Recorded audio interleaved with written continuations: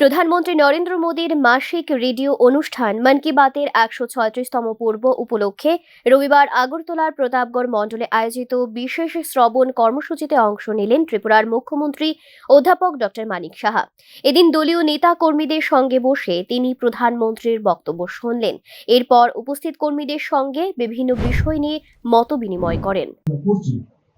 আমরা এইভাবে আজকের যে এপিসোড আমি মনে হয় যে আমরা মাননীয় প্রধানমন্ত্রী আবার নেক্সট যে এপিসোড হবে ১৩৭তম পর্ব, সেখানে আমরা ওয়েট করব।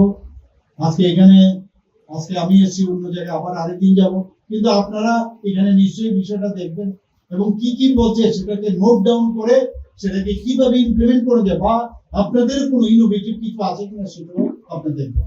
সবাইকে অসংখ্য ধন্যবাদ, নমস্কার জানিয়ে মাননীয় প্রধানমন্ত্রীকে ধন্যবাদ জানিয়ে আমি আমার কথা বলার চেষ্টা করি।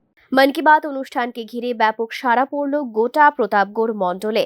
মুখ্যমন্ত্রী প্রত্যেক বিজেপি কর্মীদের একটা কথাই বললেন, মানুষের স্বার্থে প্রত্যেককে কাজ করতে হবে, যেটা মূল লক্ষ্য প্রধানমন্ত্রীর।